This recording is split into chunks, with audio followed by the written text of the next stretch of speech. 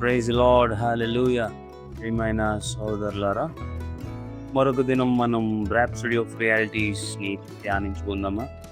ఇవాల్టి అంశం వచ్చేసి సందర్భాన్ని అర్థం చేసుకోవడం చాలా ముఖ్యం. మత్తయి 18:18లో భూమి మీద మీరు దేనిని బంధింతురో అది పరలోకమందు బంధింపబడును, భూమి మీద మీరు దేనిని విడిచిపెడతారో అది పరలోకమందు విడిచిపెట్టబడును. బైబిల్ చదివేటప్పుడు చాలామంది చేసే సాధారణ పొరపాటు ఏమిటంటే ఒక వచనాన్ని దాని సందర్భం నుండి వేరు చేసి అర్థం చేసుకోవడం.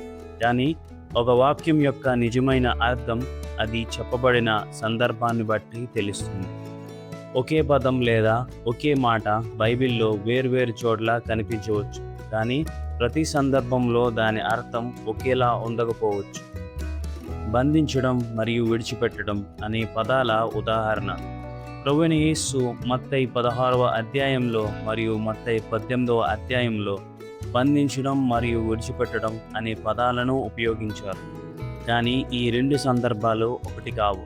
మత్తయి 16:19లో యేసు పేతురుతో మాట్లాడుతూ ఇలా అన్నారు, పరలోక రాజ్యపు తాళపు చెవులను నీకు ఇచ్చేదను. ఇక్కడ ఆయన సంఘానికి ఇవ్వబడిన ఆధ్యాత్మిక అధికారం గురించి మాట్లాడుతున్నారు. అంటే దేవుని చిత్తాన్ని భూమిపై ప్రకటించడం, సువార్తను వ్యాప్తి చేయడం, దేవుని రాజ్యానికి సంబంధించిన అధికారాన్ని వినియోగించడం.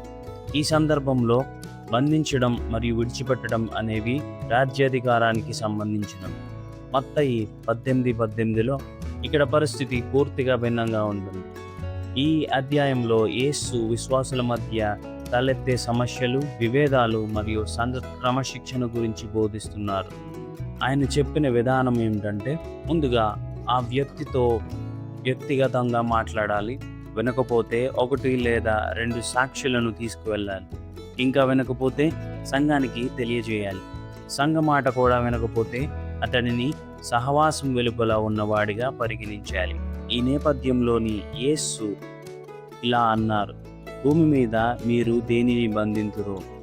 ఇక్కడ బంధించడం మరియు విడిచిపెట్టడం అనేవి సంఘంలో క్రమశిక్షణ, బాధ్యత మరియు సహవాసానికి సంబంధించిన నిర్ణయాల గురించి.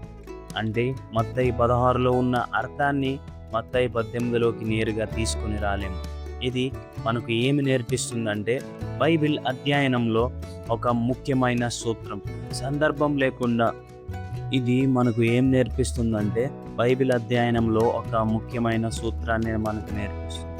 సందర్భం లేకుండా వచనాన్ని అర్థం చేసుకోవడం ప్రమాదకరం.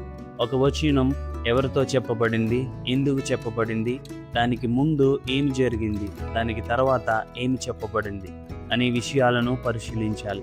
అప్పుడు మాత్రమే సరైన అర్థం తెలుస్తుంది. అందుకే పౌలు ఇలా చెప్పాడు, సత్యవాక్యమును సరిగ్గా విభజించుము. 2 తిమోతి 2:15లో. సరిగా విభజించడం అంటే వచనాన్ని దాన్ని సందర్భంలో అర్థం చేసుకోవడం, సరైన అర్థాన్ని కనుగొనడం, వ్యక్తిగత అభిప్రాయాలను బైబిల్పై రుద్దకుండా ఉండటం. దేవుని వాక్యాన్ని చదవడం మాత్రమే కాదు, దానిని సరిగ్గా అర్థం చేసుకోవడం కూడా చాలా ముఖ్యమైనది. ఈ బోధ యొక్క ముఖ్యమైన సందేశం ఏంటంటే, ప్రతి బైబిల్ వచనాన్ని దాని సందర్భంలోనే అర్థం చేసుకోవాలి.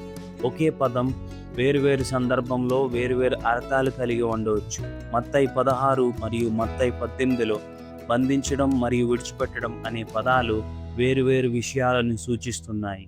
దేవుని వాక్యాన్ని సరిగ్గా అర్థం చేసుకోవడానికి జాగ్రత్తగా అధ్యయనం చేయాలి.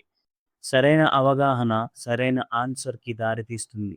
సరైన అవగాహన సరైన జవాబుకు దారితీస్తుంది. సులభంగా చెప్పాలంటే, ఒక వచనం ఏమి చెబుతుందో తెలుసుకోవడం సరిపోదు. అది ఎందుకు, ఎవరికి, ఏ సందర్భంలో చెప్పబడిందో కూడా తెలుసుకోవాలి. సందర్భాన్ని అర్థం చేసుకున్నప్పుడు మాత్రమే దేవుని వాక్యాన్ని సరిగ్గా ఉపయోగించగలుగుతాం.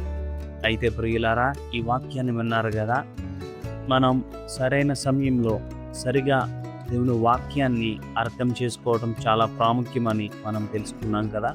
అయితే నాతో కలిసి ప్రార్థించండి. ప్రియమైన పరలోకపు తండ్రి, నీ వాక్యాన్ని సరిగ్గా అర్థం చేసుకునే జ్ఞానాన్ని నాకు అనుగ్రహించినందుకు నీకు కృతజ్ఞతలు. పరిశుద్ధాత్మ సహాయముతో ప్రతి వచనాన్ని దాని సరైన సందర్భంలో గ్రహించి నా జీవితంలో సరిగ్గా అన్వయించుకునే కృపను నాకు ఇవ్వండి.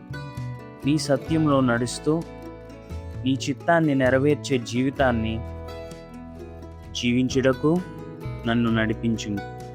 యేసు నామములో ప్రార్థిస్తున్నాను తండ్రి, ఆమేన్.